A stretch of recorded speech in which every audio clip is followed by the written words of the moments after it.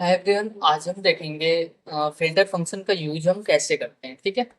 अभी तक आप लोगों ने वी लुकअप और एक्स लुकअप पढ़ा होगा। वी लुकअप और एक्स लुकअप में हम डायरेक्ट अब किसी भी एम्प्लॉय का डिटेल्स हम उसके एम्प्लॉय आईडी से हम डायरेक्ट पता कर पाते थे।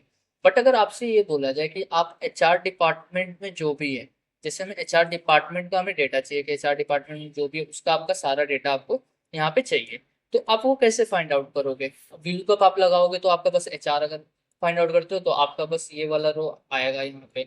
बट हमें तो चाहिए कि भाई एचआर डिपार्टमेंट में जितने भी हैं वो सारे के सारे यहाँ पे आ जाए। मान लो सेल्स में पूछा जाए तो सेल्स में जितने भी हैं उनका सारा डिटेल्स यहाँ पे निकल करके ऑटोमेटिक यहाँ आ जाए। या फिर हमारा एक्टिव स्टेटस, जिनका एक्टिव स्टेटस इनएक्टिव स्टेटस के हिसाब से हमें पता करना है तो वैसे आ जाए।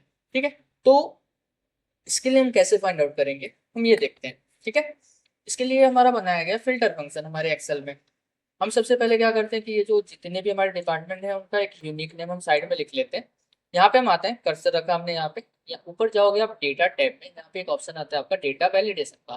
डेटा वैलिडेशन में जाओगे आप, यहाँ पे एक ऑप्शन आपको मिलेगा। सेटिंग्स में जाओ, यहाँ पे आपको मिल जाएगा लिस्ट का ऑप्शन, इस पर क्लिक करोगे और सोर्स में आओगे ना और अपने लिस्ट को यहाँ पे सेलेक्ट करो। ओके पे क्लिक करोगे तो आप देखोगे कि यहाँ पे आपका एक ड्रॉप डाउन लिस्ट बनकर के आ गया, जिसका भी डेटा आप देखना चाहोगे यहाँ से आप सेलेक्ट कर पाओगे। ओके।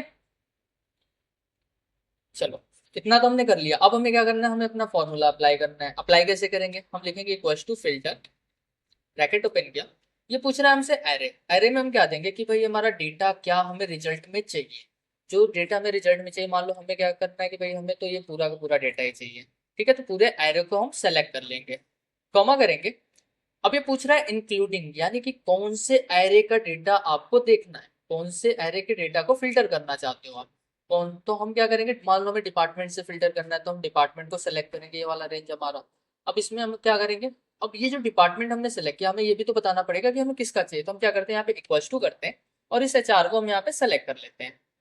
कॉमा करोगे, इसको क्लोज करोगे और एंटर कर दोगे। आपका देख रहे हो ऑटोमेटिक ऐसे डिटेल्स आपका फाइंड आउट होकर के आ गई। यहीं पे अगर हम आते हैं और एक आईटी का सिलेक्ट करते हैं, आपका आईटी का ऑटोमेटिक सारा का सारा डेटा फिल्टर होकर के आ जा रहा है। ठीक है।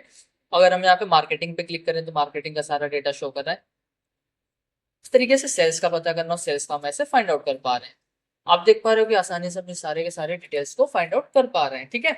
तो आप, एक तो तरीका है ऐसे फाइंड आउट कर लो, अदरवाइज आप किसी और से फिल्टर लगाना चाहते हो एक्टिव वर्सेस नॉन एक्टिव, तो आप वो यहाँ पे लिख लो और उसके लिए आपको क्या करना पड़ेगा, ये रेंज सेलेक्ट करोगे, फिर उसमें इंक्लूड में जाओगे और रिक्वेस्ट को क्या कर दोगे, एक्टिव या फिर नॉन एक्टिव कर दो, तो आपका डायरेक्ट आपका सारा का सारा डेटा फाइंड आउट हो जाता है। ये होता है हमारा फिल्टर फंक्शन एक्सेल के अंदर। बिल्कुल आसान है।